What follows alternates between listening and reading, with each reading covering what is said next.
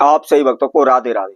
तो आज हम सही भक्तों के लिए इस वीडियो के माध्यम से, इस चैनल के माध्यम से कुंडली मिलान करते समय क्या बकूट दोष होता है तथा उसका क्या असर, क्या फल हमारे जीवन पर पड़ता है, क्या दुष्प्रभाव उससे होता है या कुछ क्या उससे हमारे जीवन में लाभ होता है, उन्नति होती है, इसकी संपूर्ण जानकारी हम आपको बताएंगे।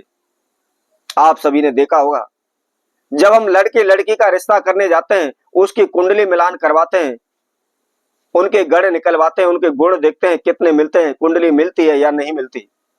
सभी व्यक्ति अपने नजदीकी ब्राह्मण ज्योतिषी के पास, शास्त्री के पास जाकर के उनकी कुंडलियों का मिलान कराते हैं।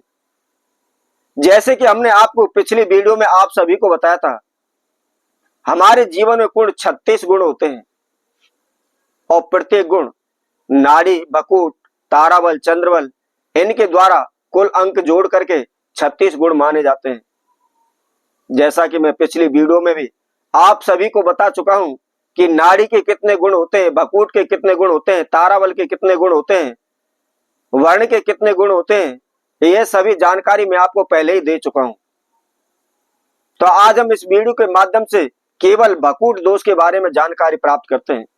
यदि आप भी किसी लड़के लड़की की कुंडलियां मिलान करवा रहे हैं तो उसके अंदर यदि बकूट दोष है तो उसका क्या प्रभाव बच्चों के जीवन पर पड़ेगा। और वैसे भी यदि हम कुंडली मिलान कराते हैं तो सबसे ज्यादा अधिक गुण नाड़ी के माने जाते हैं। नाड़ी के कुल टोटल 8 गुण होते हैं और दूसरे नंबर पर बकूट आता है। बकूट के 7 गुण माने गए हैं। तो यदि आप कुंडली मिलान करना चाहते हैं या आप घर बैठे ही देखना चाहते हैं कि हम लड़के की शादी करने जा रहे हैं या लड़की की शादी करने जा रहे हैं तो उसकी कुंडली में किसी प्रकार का दोष तो नहीं है, गण वर्ग सारे कुछ बिल्कुल परफेक्ट मिले हुए हैं, तो उसके लिए आपको क्या करना है, सर्वप्रथम दोनों की डेट ऑफ बर्थ लेकर के आपने उनकी कुंडलियां निकालनी है, उनका नक्षत्र एवं राशि की जानकारी लेनी है। और जो कुंडली मिलान होता है इसके लिए हमको सर्वप्रथम आवश्यकता होती है, इसके लिए इनके नक्षत्र एवं राशि की, उसी के द्वारा ये गण वर्ग, नाड़ी दोष इत्यादि देखे जाते हैं। तो आइए, कुंडली मिलान करते समय यदि बकूट दोष होता है तो हमारे 7 गुण उसके अंदर से कम हो जाते हैं। 36 गुण के अंदर से हमारे 7 गुण माइनस हो जाते हैं। और बकूट दोष भी 3 प्रकार के माने गए। प्रथम षडाशक दोष, दूसरा नव पंचम दोष और तीसरा द्व्यदादश दोष। ये 3 प्रकार के बकूट दोष माने गए। और प्रथम जो हमने षडाशक योग आपको बताया, जो दोष बताया है, यदि यह हमारी कुंडली के अंदर होता है और ऐसे हम बच्चों का रिश्ता कर देते हैं तो इससे क्या है, हमारे जीवन से रोग कष्ट बीमारी कभी दूर नहीं हो पाती। इसके साथ साथ हमारे सर से कर्जा कभी दूर नहीं होता। हमारा जीवन एक दुर्भाग्य की तरह व्यतीत होने लगता है।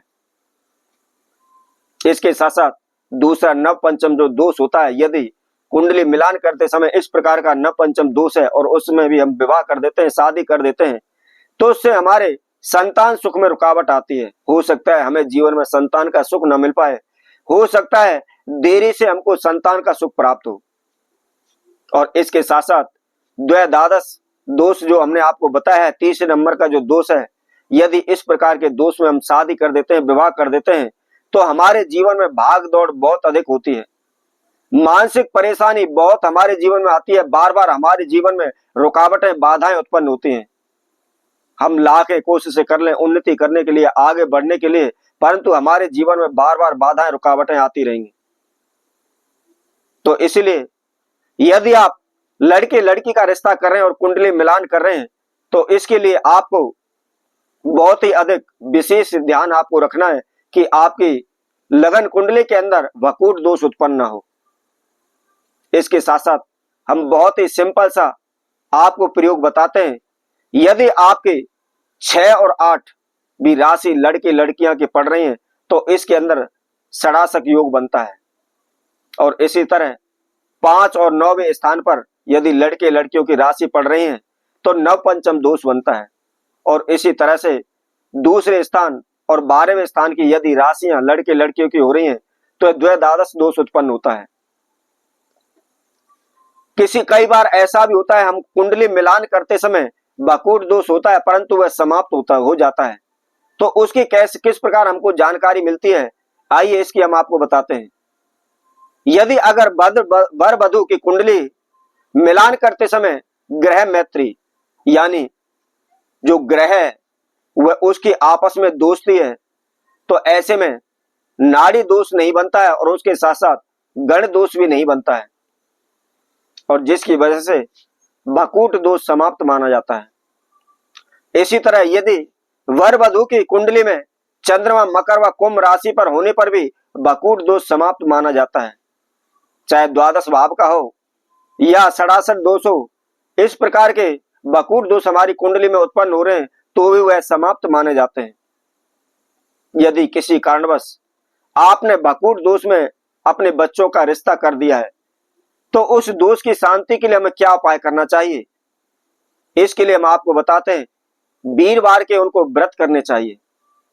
11 व्रत वीरवार के हुआ करते हैं तो इस दोष की समाप्ति हो जाती है।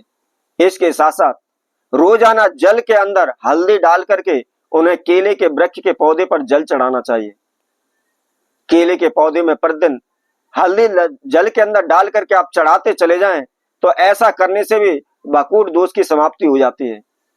और इसके साथ साथ वृद्ध ब्राह्मण को, बूढ़े ब्राह्मण को आप 1.25 किलो चने की दाल 2.25 मीटर पीले कपड़े में बांध करके संकल्प करके आप उसको दान करें। ऐसा करने से यदि हमारे जीवन में बकूट दोष उत्पन्न हो रहा है या ऐसे में हमने बच्चों की, लड़कों की रिश्ते कर दिए, शादियां कर दी हैं, तो उसके लिए आप समाधान हेतु इन प्रयोगों को अवश्य करें, इन उपायों को अवश्य करें। तो इसी तरह हम आगे आने वाले वीडियो में आप सभी को और अन्य ग्रहों के बारे में जानकारी आप सभी को देंगे। तब तक के लिए सभी भक्तों को राधे राधे।